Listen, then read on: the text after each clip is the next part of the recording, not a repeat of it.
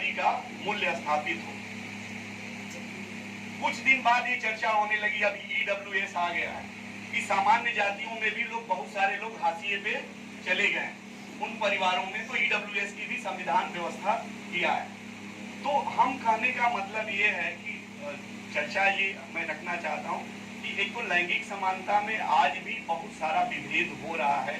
मैं बहुत चर्चा में नहीं जा रहा हूँ अंदर घुस के, लेकिन एक चीज जान लीजिए, जन्म होता है तब भी डिस्क्रिमिनेशन होता है, लड़का ही हो लड़की ना हो।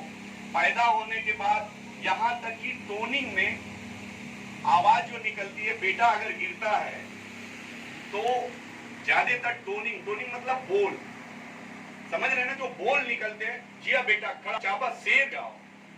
लेकिन बेटी की है, धमिला गई लू जाए के दूसरी घरे गोड़ हाथ तोड़, यहां भी उसको वहीं से दबाना शुरू होता है, पेट में ही दबना शुरू। जन्म लेने के बाद जब घर में चाल चलन और बोली चाली होती है, वहां भी डिस्क्रिमिनेशन शुरू होता है। लास्ट में एजुकेशन में अगर जाए, मेरी बात आप देख लीजिएगा, सरकार की रिपोर्ट है, असर की रिपोर्ट, असर एक रिपोर्ट आती है, उसको जाइएगा गूगल करके पढ़ लीजिएगा, मैं उसमें आंकड़ों में बहुत नहीं जा रहा हूँ। असर की रिपोर्ट पढ़िएगा, लड़कियों को कहां तक पढ़ाया जा रहा है। अभी तो आप समझिए कि ग्रेजुएशन के बाद और टेक्निकल एजुकेशन में लड़कियों का ड्रॉप आउट बहुत ज्यादा हो गया। तो शिक्षा का स्तर ये है। आज जरा सा डिस्क्रिमिनेशन को सोचिए कि लड़कियां थोड़ी बड़ी होके, आप देखिएगा यहाँ से ज्यादातर इलाहाबाद, बनारस, कानपुर भी बहुत जगहों बाहर जाके टेक्निकल या तैयारी के लिए जा रहे हैं। लड़के नहीं जा रहे, परसेंटेज में। मैं फिर कह रहा हूँ, साधुवाद दूंगा, जगह इन लोगों ने ऐसा सेंटर खोला है जहां हमारी बेटियां आके पढ़ रही हैं, मैं बात दूंगा क्यों अवसर रहा है। लेकिन ये जो समाज डिविनेशन कर रहा है, ये हो जाता है। विवाह हुआ तो वहां पुरुष के यहाँ गए तो वहां भी वही वाला स्थिति की, दहेज नहीं लेके आए, वहां भी सरकार को कानून बनाना पड़ा, दहेज उत्पीड़न वाला कानून बनाया गया। हिंदू विवाह अधिनियम 1955, उसको भी पढ़ी, फिर उसमें भी डावरी एक्ट लेके आए लोग, बहुत सारा कानून बना महिलाओं। अब एक बात और भी होती है कि यार हम पुरुषों को तो कुछ नहीं किया जाता है, महिलाओं को ही बहुत सारा कानून है, इनका मन बढ़ाया जाता है। लेकिन जो सामाजिक मान्यताएं हैं और व्यवहार हैं, वो किसके प्रति ज्यादा है और किसके प्रति कम है।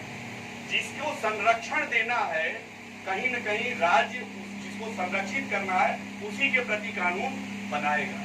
महिलाएं हाशिए पे हैं समाज में, इसलिए उनके लिए कानून तमाम बनाए जा रहे हैं, पुरुषों के लिए नहीं बनाए जा रहे। तो कहने का मतलब यह है कि जो सामाजिक मान्यताएं हैं, रूढ़ियां हैं, उनको तोड़ने की जरूरत है, छोटी छोटी।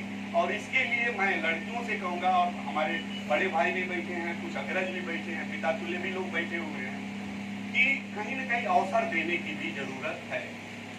उदाहरण देते हैं लोग कि इंदिरा गांधी हो गई तो फलाने हो गए तो ठिकाने हो गए, बहुत सारा उदाहरण आता है। लेकिन मैं कह रहा हूं कि हमारी गांव की बेटी कौन है, हमारी गांव की बेटी निकली कि नहीं,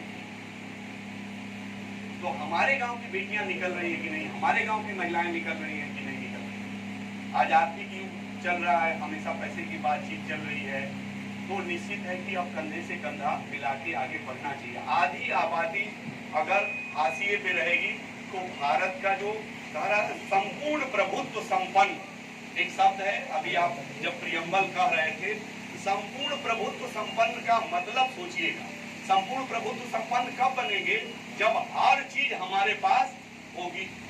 अभी तेल आयात करना है, विदेश से मंगाओ लो, गेहूं घट गया वो मंगा लो, फलाना घट गया वो मंगा लो। तो हमारे यहाँ कहीं न कहीं आधी आबादी को आप हाशिए पे रखेंगे तो संपूर्ण प्रभुत्व संपन्न हमारा देश बनने वाला नहीं है, क्योंकि महिलाएं